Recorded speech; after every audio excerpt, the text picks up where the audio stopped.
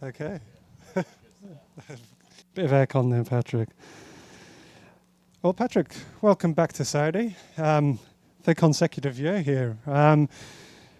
Before we talk about this week, just gives your thoughts on travelling over with a victory. It's a nice way to start the year and get some momentum.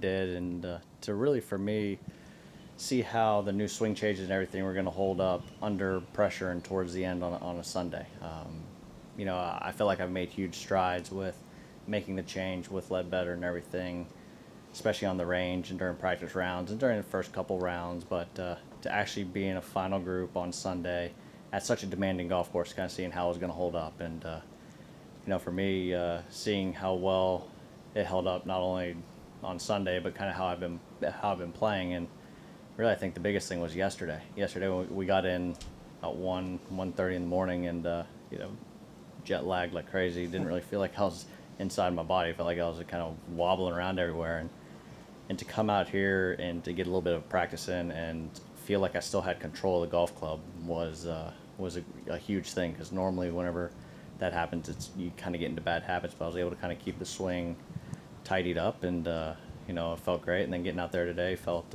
awesome to be back, and playing with one of the gentlemen that I played with last year. It was good to kind of catch up and see him and hang out. You obviously had a great year on the European Tour last year. I know you always enjoy coming over and playing.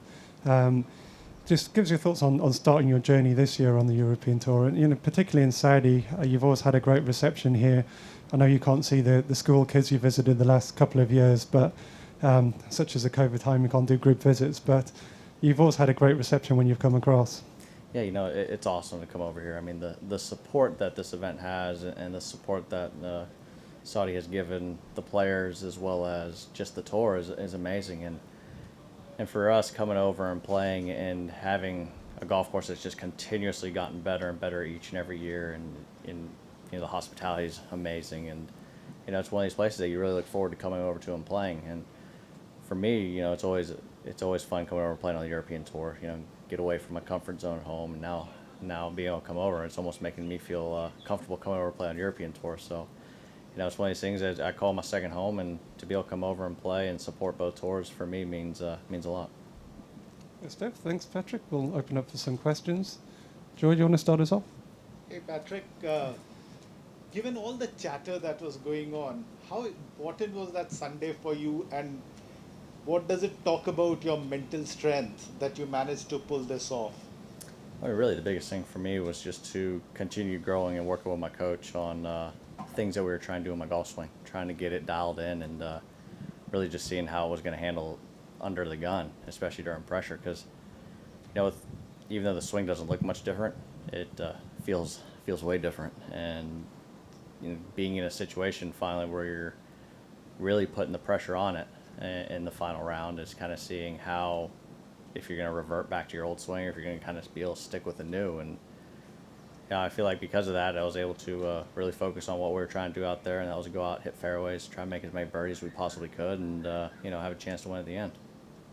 What are broadly the changes that you have made in your swing, Patrick? Can you just maybe a couple of things? The biggest thing I would say is we're trying to get it to where it's more kind of body rotating and supporting the golf club, not so much using my hands. I think Led puts it the best way. He says that you have magic hands. He's not only talking just around the greens, how I use them around the greens, but in my golf swing, they move a lot. The rotation on them is too much or way too little if I'm trying to hit the cut. So we're really just trying to get in there where we support it a little better at the top, and just use more of my body to release draw it and release fade it with the body rather than the hands. Thanks, Joy. Alex?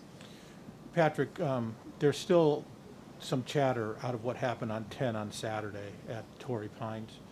And Graham McDowell was in here yesterday and suggested that he didn't see anything wrong with what you did, but that you have an issue or a propensity to be part of those kind of issues going forward from past history. Do you feel that way? Do you feel people unfairly look at you when something like that at 10 happens and automatically makes a decision when it's not fair? I would say yes.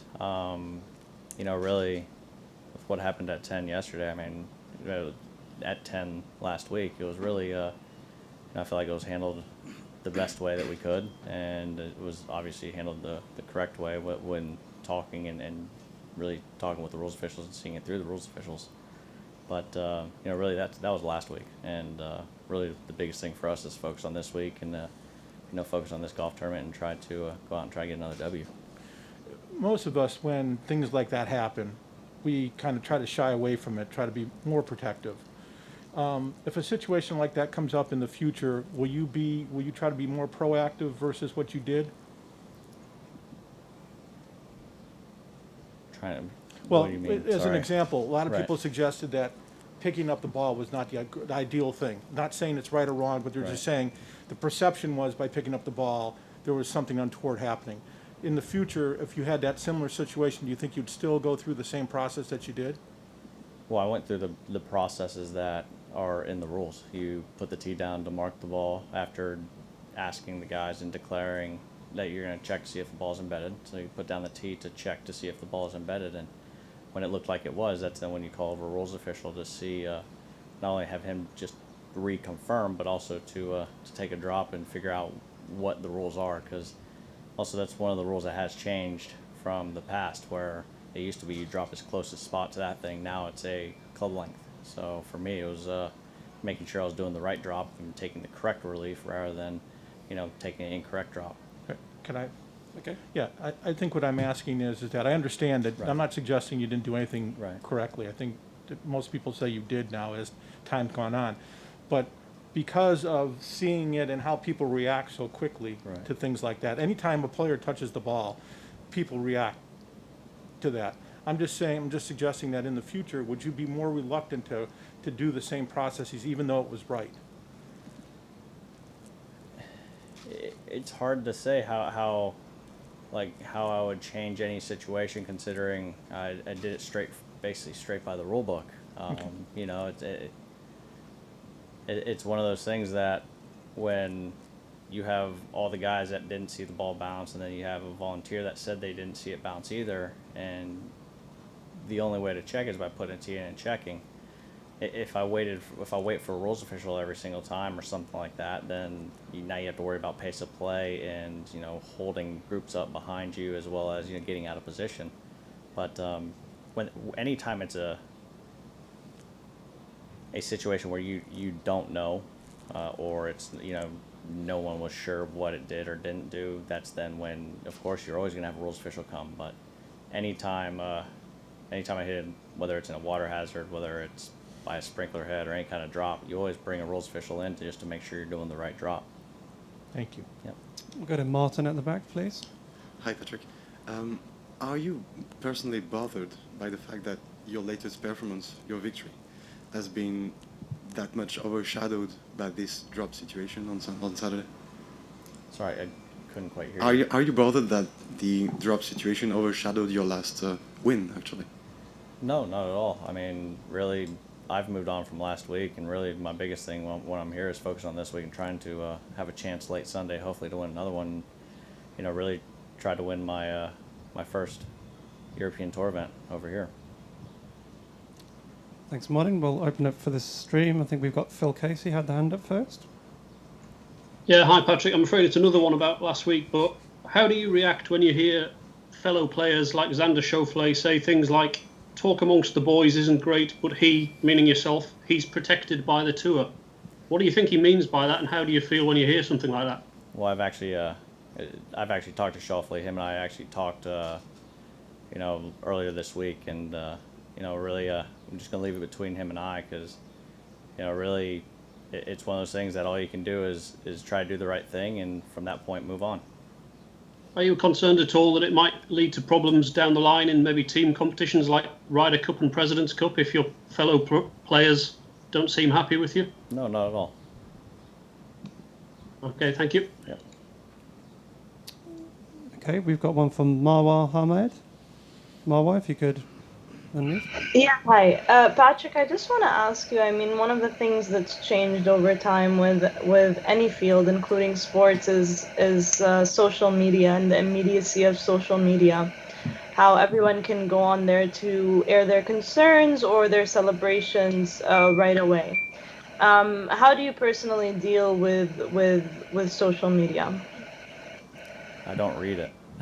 I think that's the easiest way is to not read all the chatter and what's going on social media. And really for me it's more kind of go out and do my business on the golf course, and go home and hang out with the little ones, and and try to be a dad once golf is over, rather than being an athlete. Thank you. Yep. Thanks, Marwan. Don't think we've got any more hands up at the moment, so if there's any more questions, Alex, we'll give you the final one. Did Xander, did you call Xander, did Xander call you? We were talking through text. Okay, and, well, who initiated that, I guess is what I'm asking. He texted me first. Okay, Yeah. and that was on Monday? That would have been, well, I know you that got, would have been, that probably would have been Monday. Actually might have been Sunday night his time. It doesn't mean it didn't show really what the time actually came in, because my phone was off whenever we flew overseas, and we left 2 hours after the final putt went in. So once the phone went off from there, I didn't land here until, what was it, 17, almost 18 hours. It was 17 hours later. So it just all the text messages came in saying it was that time. Whenever I turned my phone back on, it didn't say what time it was. and one last thing, do you feel like, even though I'm not asking you to tell me what the conversation was like in text, but do you feel like it was resolved when it was all done? We're good. We're all good. Yeah. Okay. Okay, we'll take the very final question from Martin at the back, please.